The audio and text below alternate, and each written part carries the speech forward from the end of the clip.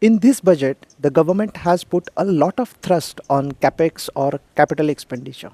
In FY20, just before COVID, we spent around 3.3 trillion rupees on capex.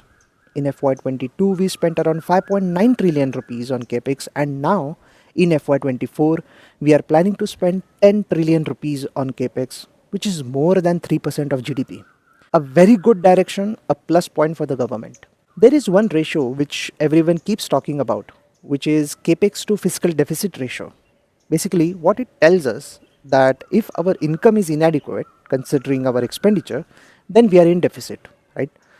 So we borrow more money. Now, if we are borrowing some money, then we should use it for a productive purpose. So instead of spending on non-developmental expenditure, if we spend on capex, which is basically productive and which will help economy in the long run, then automatically money we are borrowing will be deployed in a good way. That is a crude idea about it. Currently, it is about 50%. Basically, we can say that whatever the fiscal deficit is, half of it is going to be used for capital expenditure.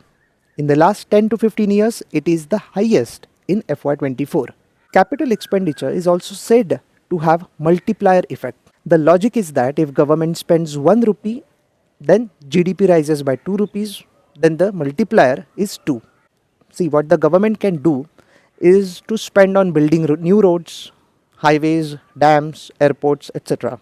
so that employment is created, demand for infrastructure and construction related goods like cement and steel increases, and then that spreads to other parts of the economy.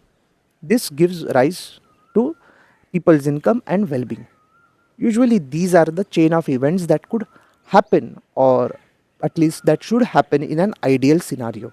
For last several years, we were waiting for revival of capex cycle. It is not that nobody was doing capex. The point to be noted is that everyone or all sectors in the economy should start doing such investments at a larger scale.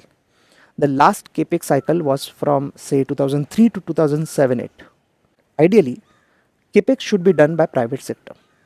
But when the economy is not in a solid condition or when the overall sentiment is not that great, private sectors shy away from making these plans. There could be multiple reasons why they are not investing.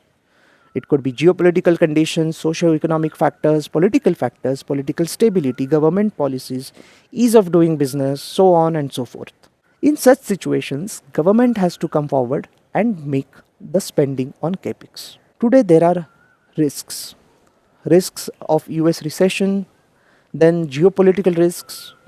This situation can impact Indian corporates which cater to foreign markets directly or indirectly, or even to get their raw materials from other countries. China is another risk factor. Therefore, government taking such a step is welcomed. The question is whether it will be able to pull the string. We haven't done capex at that level before. If we remove the defense expenditure, the headline capex is around 8.3 trillion rupees. To get a sense of this number, you can think that around 1200 crore rupees should be spent on a daily basis. It is almost twice as seen in FY22. So, from execution angle, this is very challenging. If done, then nothing like it. But in case government had to do any heavy lifting in terms of providing subsidies or for any unforeseen event, then I believe achieving the target will be more and more difficult. That's it for this episode. Stay tuned for more updates.